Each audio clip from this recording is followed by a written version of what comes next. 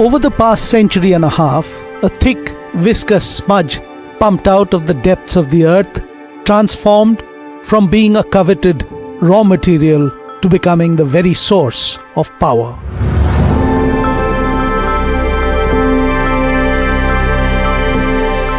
Oil is the dangerously volatile raw material which powers not just the machines that run on it, but the power that flows from its control.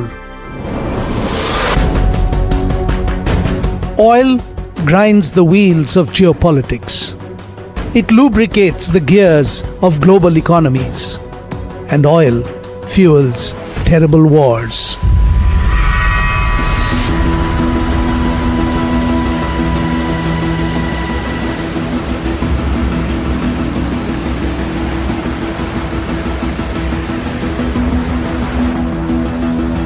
It is both the cause and the goal of conflicts, more so in the Middle East than anywhere else in the world now.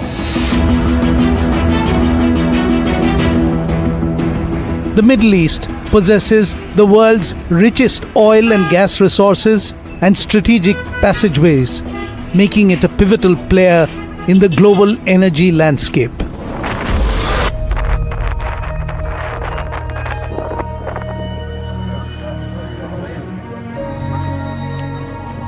In the formative years of the 21st century, proxy confrontations between Saudi Arabia and Iran on one hand, and the US-Israel combines military exploits created severe challenges to the security of oil and gas supplies.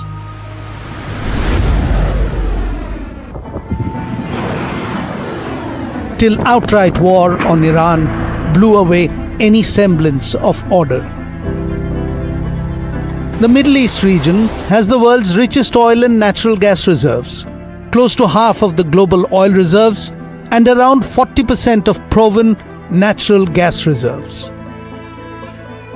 The world's largest gas field is a single massive underwater reservoir called the South Pars North Dome field, shared directly between Qatar and Iran.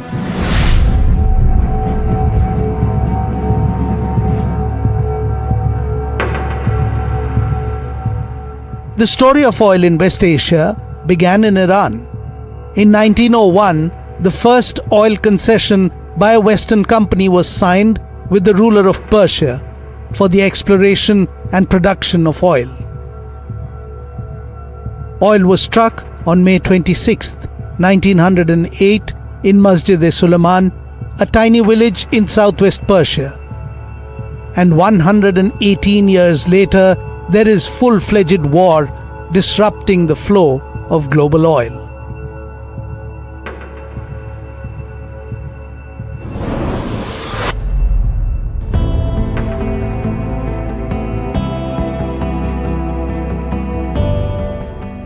The Middle East has become a strategic choke point in global energy transportation, a potential weapon of war.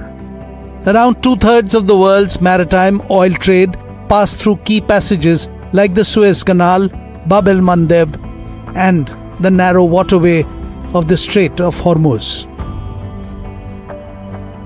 The Strait of Hormuz connects the Persian Gulf to the Gulf of Oman and is the sole maritime passage for most of Middle East oil exports. Around 20% of global oil and gas pass through this strait, heading mainly to China, Japan, South Korea, and India.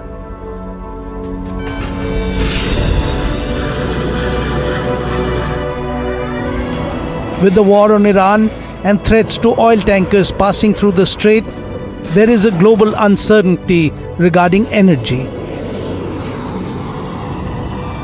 The strait is bounded on three sides of its triangular shape by the land of Iran, and that is the source of the Islamic Republic of Iran's control over the shipping lane.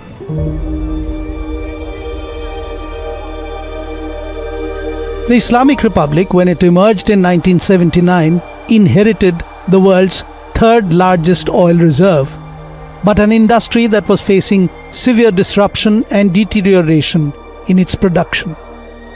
The Islamic Republic nationalized Iran's oil industry and throughout the consortium of foreign firms that mostly controlled the industry. Companies like Shell, Exxon, Mobil, Gulf Oil, Texaco, Chevron, and BP lost millions of dollars.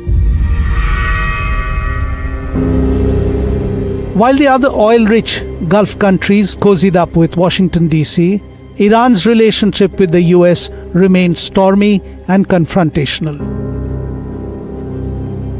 Years of international sanctions meant that Iran had to find ways and means to sell its main foreign exchange earner, oil. Under President Donald Trump, the US intensified pressure by imposing even stricter bans and threatening anybody doing business with Iran.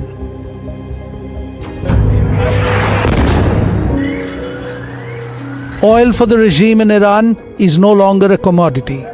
As thousands of bombs fall on its cities, the Islamic Republic wields the power of weaponized oil.